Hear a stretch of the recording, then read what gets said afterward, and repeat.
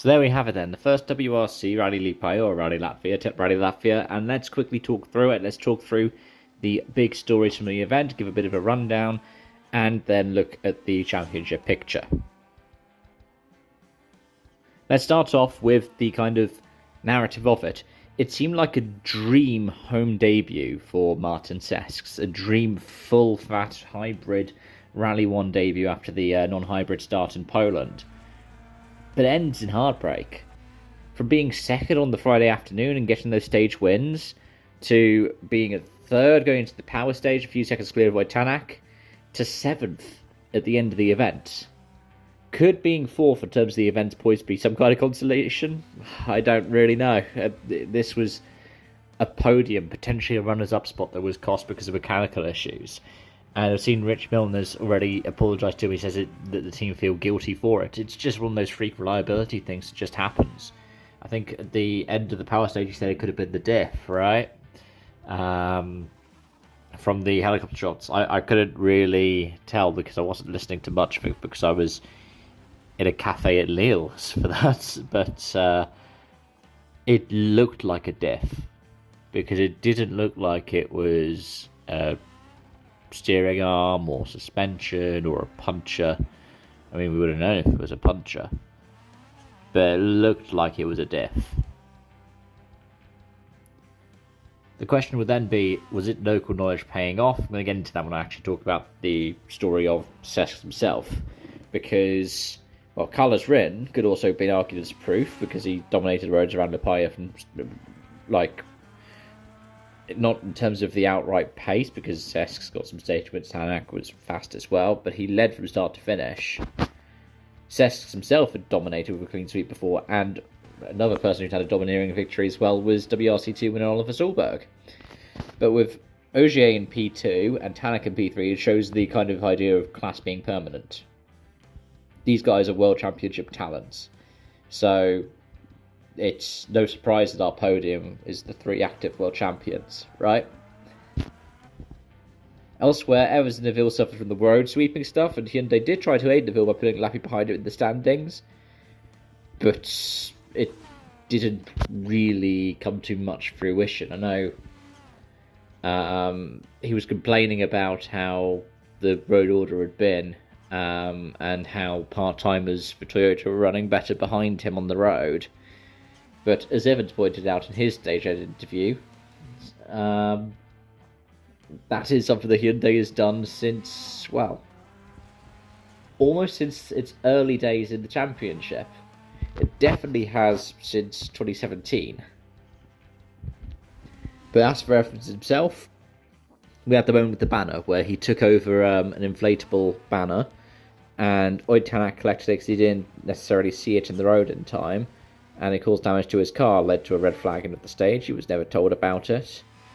I know he's, since I recorded that yesterday, apologised for it. But, yeah, I think in terms of what I need to say, I've never been a fan of those kinds of stage hoardings in the middle of an active stage.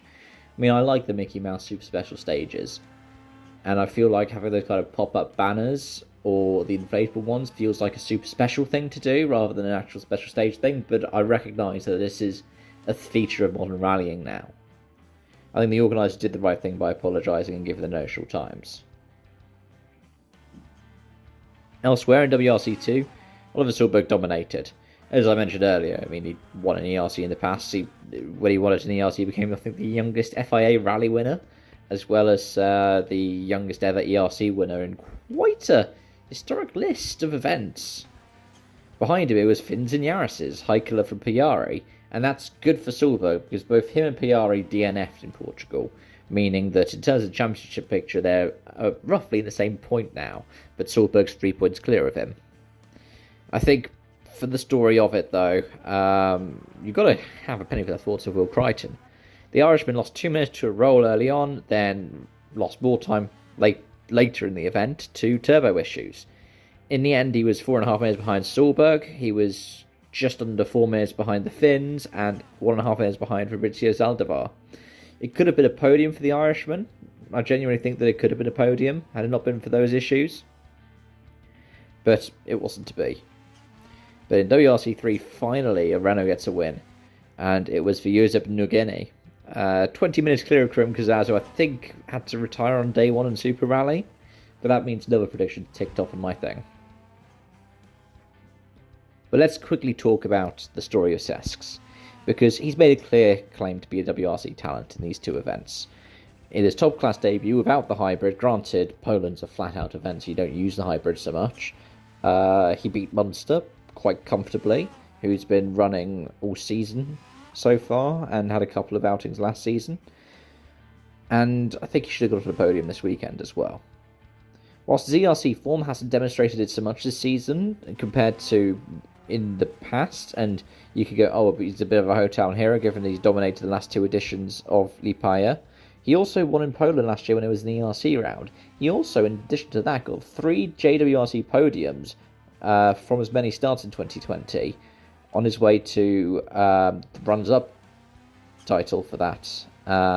It shows there's great potential in the driver, and it shows great success for the WRC promoters' sponsorship aspect, because they sponsored that drive for him for these two events. Now, could it be that M Sport could then say, okay, Munster does some events, like the tarmac ones, and the fast ones are done by Sesks, and then we can get in other people for some of the other ones? They could do that. They really could. And if the sponsorship money's behind them as well, all the better. Anyways, let's quickly end up with the championship picture, because the gap decreases between Neuville and Evans from 15 to 13 points.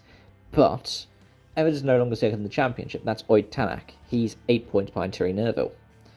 But this doesn't paint the full picture. So if we use last year's system, Neuville will be 1 point ahead of Evans, 124 to 123. Ogier would be in third on 117, and Tanak fourth on 114. So realistically, Evans and Neuville have been relatively neck and neck across the season in terms of whole rally results.